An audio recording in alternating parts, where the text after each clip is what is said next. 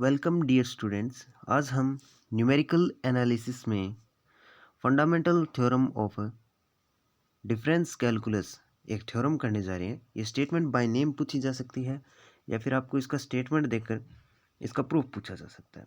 इसका नेम है fundamental theorem of difference calculus.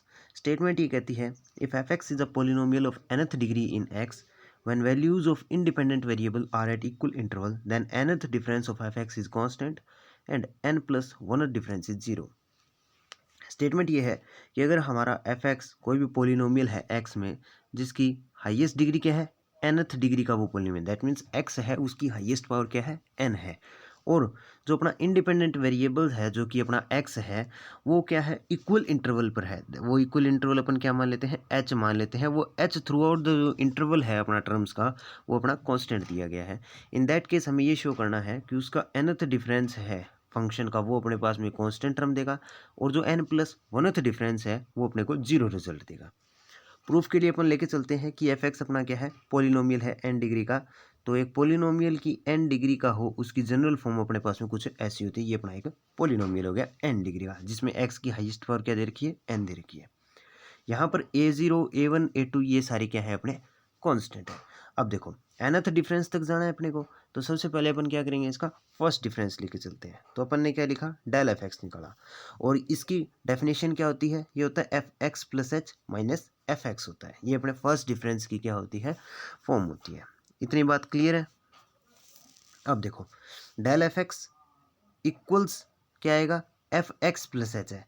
तो ये जो अपना एफ एक्स दिया गया है इसमें एक्स की जगह एक्स प्लस एच पुट कर देते हैं तो अपना एफ एक्स प्लस एच आ जाएगा। तो क्या आएगा ए जीरो आएगा प्लस ए वन एक्स की जगह एक्स प्लस एच आ जाएगा plus A two X plus H whole square आ गया up to A N X plus H raise to power N. ये वैल्यू अपने पास में आ गई। माइनस में क्या आएगा एफ एक्स आएगा तो ये सेम एफ एक्स की वैल्यू अपन ने यहाँ पर प्लेस कर दी। ये बात क्लियर है। अब देखो ए जीरो से ए जीरो कैंसिल हो गया, ये प्लस का था ये माइनस का था, दोनों कैंसिल हो गए। यहाँ पर करेंगे ए वन एक्स, यहाँ से A one X plus A one H आएगा माइनस में A one X, that means A one X cancel हो गया। यहाँ क्या बचेगा यहाँ पर अपने पास में ए वन एच बच जाएगा। बात क्लियर है। यहाँ पर ए टू इस टर्म में से और इस टर्म में से अपन क्या करेंगे ए टू कॉमन ले लिया तो यहाँ पर X plus H whole square minus X square आएगा अप टू अब ये nth टर्म है ये टर्म और ये टर्म, इसमें से ए एन कॉमन ले लिया तो अपने पास क्या बचेगा X plus H whole N minus X to the power N बच गया। बातें क्लियर है। अब ये जो टर्म है एक ये टर्म है और ये टर्म है इन सभी को अपन क्या करते हैं बाइनोमियल एक्सपेंशन से ओपन करते हैं। तो सबसे पहले हम बाइनोमियल एक्सपेंशन देखते हैं कि होता क्या है। बाइनोमियल एक्सपेंशन अपने पास में कुछ ऐसा होता है कि a plus B raise to power n क्या आएगा n C zero A N B zero plus N C one A N minus one B one, ये n तक अपने पास में कुछ ऐसा बाइनोमियल एक्सपेंशन आ जाता है। यहाँ पर ये जो एन सी एन है परमुटेशन और कॉम्बिनेशन का फॉर्मूला होता है उससे अपने पास आएगा n factorial divided by n minus R factorial और r फैक्टोरियल। ये अपने पास में एन सी आर की वैल्यू आ गई। ये फॉर्मूला अगर हम अपनी इक्वेशन में अप्लाई करते हैं इन दैट केस अपने पास में क्या आएगा ए वन एच है सेम आ गया प्लस ए टू है, इसको बाइनोमियल एक्सपेंशन से ओपन किया तो अपने पास में ये वैल्यू आ गई प्लस ए थ्री होता और उसका अगर हम बाइनोमियल एक्सपेंशन ओपन करते तो कुछ ऐसा आता अप टू nth टर्म तक जाएगा और ये जो अपनी nth टर्म है इसका बाइनोमियल एक्सपेंशन कुछ इस प्रकार से हो जाएगा। इतनी बातें क्लियर है। अब देखो ये टू सी जीरो और ये सारी टर्म है इनको परमुटेशन एंड कॉम्बिनेशन के फॉर्मूले से अपन सोल्व करेंगे। तो यहाँ पर टू सी जीरो क्या आएगा वन आएगा, एक्स स्क्वायर है एच की पावर जीरो क्या देगा वन देगा तो यहाँ एक्स स्क्वायर आ गया प्लस का एक्स स्क्वायर माइनस का एक्स स्क्वायर कैंसिल हो गया। बातें क्लियर है। ये देखो थ्री सी जीरो क्या आएगा वन आएगा तो ये एक्स की क्यूब बन गया, यहाँ पर माइनस का एक्स की क्यूब है तो ये एक्स की क्यूब से माइनस का एक्स की क्यूब कैंसिल हो गया। अब देखो nth टर्म में क्या आएगा एन सी जीरो है तो यहाँ पर अपने पास में एक्स की पावर एन बन गया माइनस में एक्स की पावर एन ये रहा, ये एक दूसरे को क्या कर देंगे कैंसिल कर देंगे। तो यहाँ से अपने पास में बनेगा two C one X H बचेगा पहली टर्म में और यहाँ पर अपने पास में क्या बचेगा टू सी टू क्या देगा वन देगा, एक्स की पावर जीरो भी बनाएगा एच स्क्वायर बचेगा तो ये यहाँ से अपने पास में दो टर्म बचेगी और ये अपना क्या बन जाएगा एच स्क्वायर बन जाएगा। अब ये 3c1 X square H one रहेगा plus 3c2 X H square आएगा, और ये जो टर्म है एच क्यूब बन जाएगा। बातें क्लियर है? इसी प्रकार इन सभी टर्म को भी सोल्व कर लेते हैं और अपने पास में नई टर्म कुछ ऐसी आ जाती है, that is del F X क्या आएगा, a1h plus a2 2c1 xh plus H square plus a3 3c1 X square H plus 3c2 X H square plus H cube. ये सारा अपना बाइनोमियल एक्सपेंशन से अपने पास में ये वैल्यू आ जाती है। इतनी बातें क्लियर है? अब देखो ये जो a1h है यहाँ से मल्टीप्लाई करते तो a2h स्केयर आता, a3h क्यूब आता, an h raise to power n, ये जितने भी अपनी कांस्टेंट वैल्यूज आ रही हैं इन सबको अपन ने एक नया नाम दे दिया अल्फा 1। बात क्लियर है? प्लस अब जो x वेरिएबल है उसके साथ वाली जितनी भी टर्म है, x वेरिएबल वाली जितनी भी टर्म है उनको एक साथ लिया, और जो कांस्टेंट वैल्यूज थी उसमें उनको अल्फा 2 नाम दे दिया, और x मल्टीप्लाई में आ गया तो अल्फा 2x आ गया। सिमिलरली x स्केयर वाली को लिखा, अल्फा 3x स्केयर लिख दिया। अप टू अगर हम n-1 टर्म में जाएंगे तो वो क्या आएगी, alpha n-1 X raise to power n-2 आएगी अपने पास में।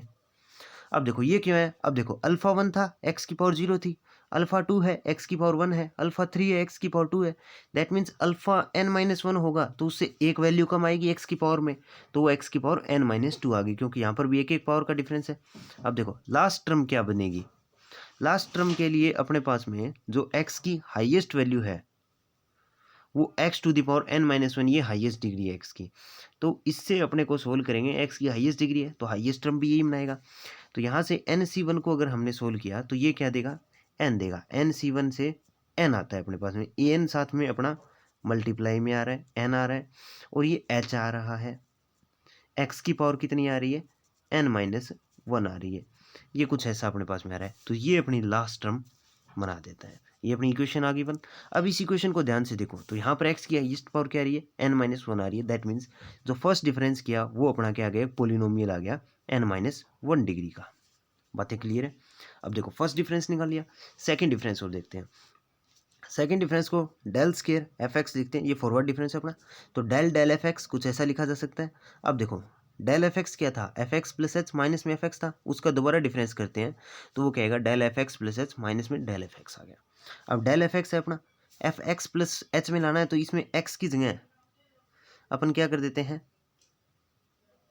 एक्स प्लस एच प्लेस कर देते हैं, एक्स की जगह क्या प्लेस कर दिया, एक्स प्लस एच, तो del F X plus H आ जाएगा अपना, वो वैल्यू इसमें पुट करी तो अपने पास में कुछ ऐसी वैल्यूज अपने पास में आ जाती है। माइनस में डेल एफ एक्स है तो डेल एफ एक्स की वैल्यू सेम प्लेस कर दी, तो ये अपने पास में क्या आ गया, डेल एफ एक्स आ गया। अब यहाँ से एक चीज़ देखो, अल्फा 1 से अल्फा 1 गया, यहाँ पर alpha 2x plus alpha 2h आएगा, माइनस में अल्फा 2x है तो यहाँ क्या बच जाएगा, अल्फा 2h बच जाएगा, और इन सभी में से अल्फा 3, यहाँ पर अल्फा 3 कॉमन ले लेंगे, ये इसमें से सब्ट्रैक्ट हो गया, और इसको आगे सोल्व करते हैं। इसको जब हमने आगे सोल्व किया तो अपने पास में क्या अल्फा 2h तो उसमें बच गया था, इसमें से अल्फा 3 कॉमन लिया उन दो टर्म में से, तो अपने पास में ये देखो ये जो अल्फा 3 वाली टर्म थी इनमें से अल्फा 3 कॉमन लिया तो X plus H whole square minus में एक्स स्क्वायर बचेगा।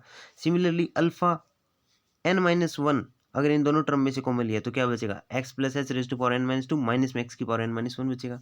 यहाँ पर अपने पास में इन दोनों में से क्या आएगा, n कॉमन आएगा इन दोनों टर्म में से, तो क्या बचेगा, एक्स प्लस एच की पावर n-1 माइनस में एक्स की पावर n-1 बचेगा। क्लियर है? ये बातें यहाँ पर आएंगी, ठीक है।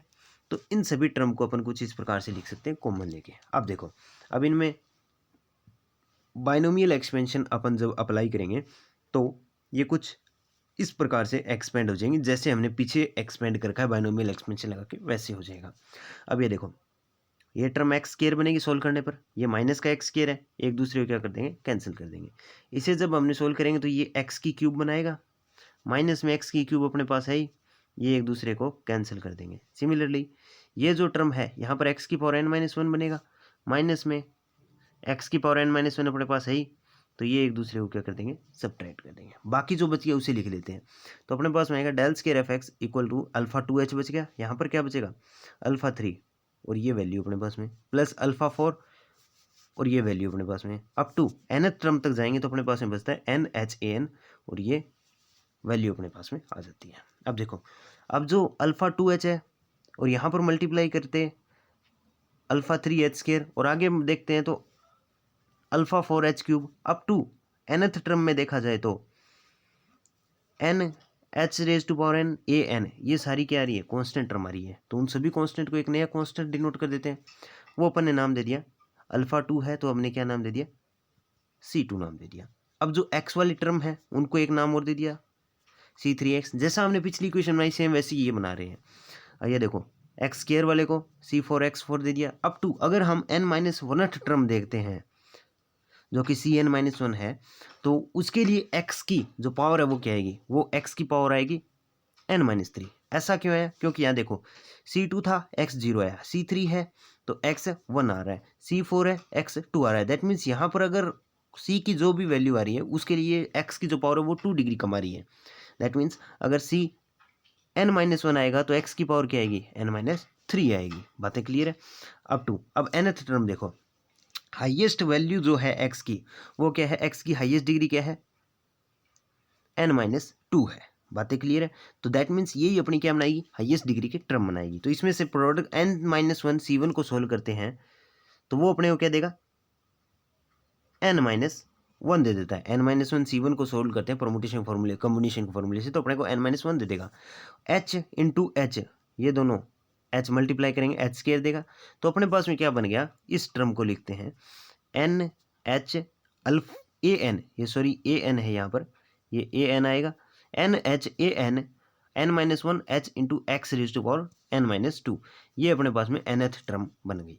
अब इसको रीअरेंज करके दोबारा लिखते हैं तो del 2 f x क्या है, C2 plus C3x plus C4x² up to Cn-1 x2-3 plus n into n-1 h into H क्या बन गया, h² बन गया। a n अपने पास में ही x raise to power n-2, x raise to power n-2, ये अपनी इक्वेशन बन गई 2। अब 2 नंबर इक्वेशन को देखते हैं तो ये भी एक पोलिनोमियल है और पोलिनोमियल है, इसमें हाईएस्ट डिग्री x की 2 है तो ये अपने पास में पोलिनोमियल हो गया डिग्री 2 का। इतनी बातें क्लियर है। अब देखा 2 इक्वेशन बनी, इक्वेशन फर्स्ट और इक्वेशन सेकंड। अब इन दोनों कंपेयर करके देखते हैं। इक्वेशन 1 में देखो, इक्वेशन 1 में जो लास्ट टर्म आ रही है, एक चीज़ तो ये देख ली होगी आपने कि जो गिवन पोलिनोमियल था वो n डिग्री का था। फर्स्ट डिफरेंस निकाला तो पोलिनोमियल क्या बन गया, n-1 डिग्री का। सेकंड डिफरेंस किया तो पोलिनोमियल क्या बन गया, n-2 डिग्री का। दैट मीन्स अगर हम nth डिफरेंस निकालेंगे तो पोलिनोमियल क्या बनेगा, n-n इक्वल्स 0 डिग्री का पोलिनोमियल अपना बन जाएगा। इतनी बातें क्लियर है। दैट मीन्स वो अपना पोलिनोमियल क्या बनेगा, 0 बनेगा। दैट मीन्स उसमें x की जो पावर आएगी वो 0 आएगा, x टू द पावर 0 बन जाएगा। दूसरी चीज़ an इसमें भी है, इक्वेशन नंबर फर्स्ट में लास्ट टर्म nth टर्म में an है और जो इक्वेशन नंबर 2 है उसमें भी अपना an है। दैट मीन्स an चेंज नहीं हो रहा, an भी साथ में आएगा। दूसरी बात और देखते हैं, अगली चीज़ क्या कहती है, यहाँ पर फर्स्ट डिफरेंस किया तो h की पावर क्या आ रही है, 1 आ रही है। सिमिलरली जब हमने सेकंड डिफरेंस किया तो h की पावर क्या आ रही है, 2 आ रही है। दैट इज़ अगर हम nth डिफरेंस करेंगे तो h की पावर क्या आ जाएगी, h raise to power n आएगी। तो h की पावर n, ये वो अपने पास में h की पावर आ जाएगी। अब देखो फर्स्ट इक्वेशन पे दोबारा जाते हैं। अगर हमने फर्स्ट डिफरेंस किया तो अपने पास में कांस्टेंट मल्टीप्लाई में क्या आ रहा है, n आ रहा है। बात क्लियर है। सेकंड डिफरेंस किया तो मल्टीप्लाई में क्या आ रहा है, n इंटू n-1 आ रहा है। दैट मीन्स अगर हम nth डिफरेंस करेंगे तो अपने पास में क्या आएगा, n n-1 n-2 n-3 up 4 n-5 up to ये कहाँ तक जाएगा, ये अपने पास में 3 इंटू 2 इंटू 1, यहाँ तक ये वैल्यू अपने पास में चलती जाएंगी। तो इन दोनों इक्वेशन को अगर हम कंपेयर करें तो यहाँ से जनरल ओवरव्यू कुछ इस तरीके से बनाया जा सकता है कि ये देखिए, अगर हमने इक्वेशन फर्स्ट और सेकंड को कंपेयर करते हैं तो अपने पास में nth डिफरेंस के लिए अपन कुछ ऐसा लिख सकते हैं। क्लियर है बात, ये मैंने आपको समझा ही दिया है कि ये कहाँ से आया, h की पावर n क्यों बना, an क्यों बना। an कांस्टेंट आ रहा था, फर्स्ट डिफरेंस में अकेला h आया, सेकंड डिफरेंस में h² आया, थर्ड में h³ आएगा तो n डिफरेंस में h की पावर n आ जाएगा। फर्स्ट डिफरेंस में n आया, सेकंड में n-1 और आ गया, थर्ड में n-2 आएगा तो अगर nth डिफरेंस करेंगे तो ये 1 तक चला जाएगा। सिमिलरली an कांस्टेंट था तो वो आ ही रहा है। और एक चीज़ देखी थी कि nth डिफरेंस में जाने के बाद में x की पावर क्या आ जाएगी, 0 आ जाएगी। दैट इज, और x की पावर 0 का मतलब 1 ही होता है, लिखो या ना लिखो कोई फर्क नहीं पड़ता। दूसरी चीज़, अब ये जो वैल्यू दी गई है इसे हम क्या लिख सकते हैं, एन फैक्टोरियल लिखा जा सकता है, एच की पावर एन और ए एन अपने पास में आ गया। दैट मीन्स एन फैक्टोरियल भी अपना कांस्टेंट है, एच की पावर एन भी अपना कांस्टेंट है और ए एन भी कांस्टेंट है। तो हम ये जनरल व्यू ये लगा सकते हैं कि जो nth डिफरेंस है एफ एक्स का वो अपना कांस्टेंट आ जाएगा। इतनी बात क्लियर है। अब देखो n प्लस वनथ डिफरेंस देखते हैं। तो n प्लस वनथ डिफरेंस का फॉर्मूला कुछ ऐसा होता है कि nth difference F X plus H का minus nth difference F X का, ये फॉर्मूला हो गया n प्लस वनथ का। अब ये देखो x के लिए है, इसमें x की जगह x प्लस एच पुट कर दें तो अपना क्या आएगा, एफ एक्स प्लस एच के लिए nth डिफरेंस आ जाएगा, x है ही नहीं तो ये सेम वैल्यू अपने पास में आ रही है, माइनस में nth डिफरेंस एफ एक्स के लिए ये सेम वैल्यू अपने पास में आ गई। ये दोनों एक दूसरे से सब्ट्रैक्ट हो गए, इसमें से ये खत्म हो गया, माइनस हो गया, तो यहाँ से आंसर क्या है, 0 आया। दैट मीन्स जो n प्लस वनथ डिफरेंस था अपना, n प्लस वनथ डिफरेंस है वो अपना क्या आ रहा है, 0 आ रहा है। और ये चीज़ प्रूव करनी थी कि nth डिफरेंस तो कांस्टेंट आएगा और n प्लस वनथ डिफरेंस है वो 0 आएगा। Thank you.